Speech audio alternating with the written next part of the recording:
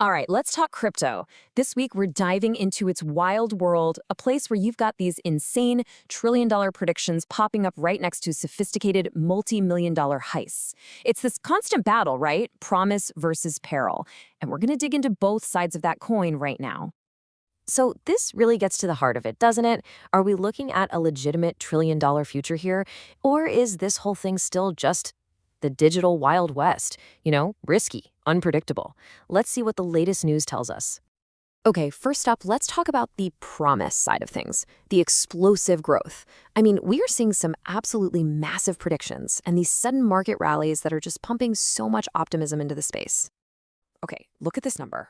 $1.2 trillion. That's a lot of zeros. So what is that? Well, it's not the entire crypto market cap or anything. No, this is a prediction for just one piece of the puzzle. And this isn't just some random person on the internet. This is coming straight from Coinbase. They think the market for US dollar peg stablecoins alone could swell to $1.2 trillion by 2028. A big reason? They're banking on clearer US crypto regulations. Now, to make that happen, to back all those stablecoins, issuers would have to snap up a mind-boggling $5.3 billion in US Treasury bills every single week. But, and this is the interesting part, Coinbase thinks even that huge demand would barely make a dent in Treasury yields long-term. So that's the big picture, the long-term forecast. But this optimism, it's not just some far-off dream. We saw a very real, very sudden jolt of it just this week, and it sent some serious shockwaves through the market, especially for Ethereum. And yeah, check this out. This chart says it all.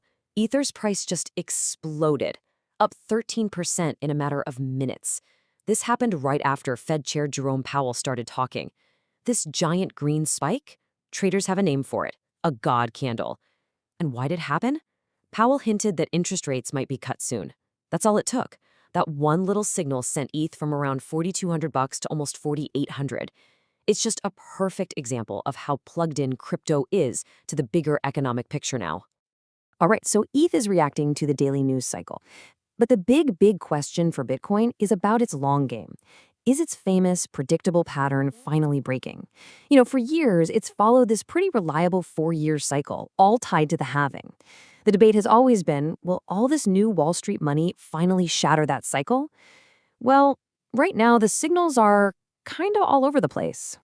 So you've basically got two camps here, two totally different stories. In one corner, you've got the on-chain experts at Glassnode, and they're saying, hey, history is repeating itself. The price is following the same old playbook. But in the other corner, you have the folks who argue the game has totally changed. They thought all this institutional cash would break the cycle, make things less wild. So where's the truth? What's the data actually telling us?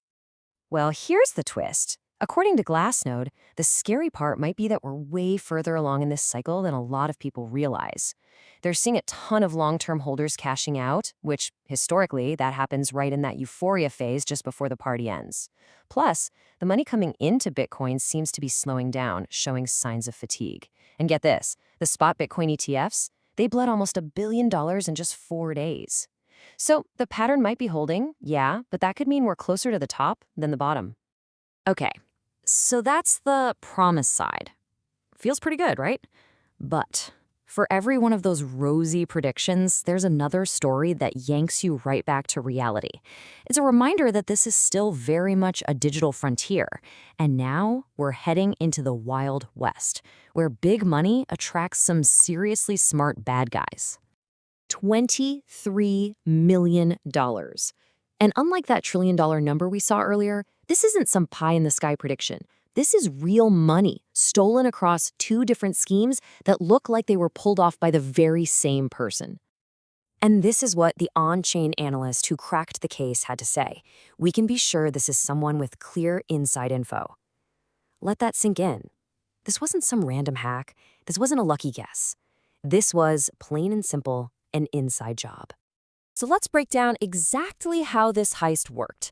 You have an insider using what's called a sniper wallet. They jumped in and bought 250 grand worth of this new YZ token for just 20 cents a pop. Way under the market price. Minutes later, they cashed out for over $1 million. Boom.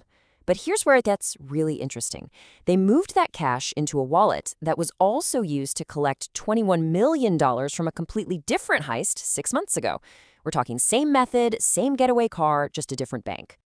A crime like this, it just throws a massive spotlight on the security problem the whole industry is facing.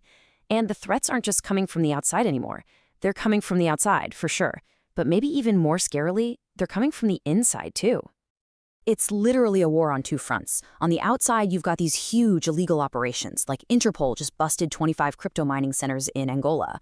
But the threat from the inside? That's way more subtle, way more sinister. You have state-sponsored hackers from North Korea applying for remote jobs at crypto companies, trying to get on the payroll just so they can get keys to the kingdom. So, you better believe the big companies are hitting back, and hitting back hard. Take Coinbase. They're totally overhauling their security. We're talking mandatory in-person training in the US. If you need access to the important stuff, you have to be a US citizen. They're even fingerprinting key employees now. They're basically building a fortress and making sure the guards are loyal. Okay, so let's pull back. How do we even wrap our heads around this? You've got these two totally opposite realities crashing into each other. The promise of this incredible trillion-dollar future and the peril of the lawless digital frontier. And this chart just lays it out perfectly. On the one hand, a predicted $1.2 trillion stablecoin market. On the other, $23 million swiped in an inside job. On one hand, ETH is soaring because of good economic news. On the other, nation-state hackers are sending out resumes. You've got the beautiful, predictable math of Bitcoin cycles versus the messy reality of police raids on illegal mines. This is crypto in a nutshell, two sides of the very same coin. And all of this leaves us with one last big question to think about. As this industry grows up, what does it need to build more? Is it all about better tech, faster blockchains, or is the real challenge building something that's way harder to code and way easier to break? Just plain old trust.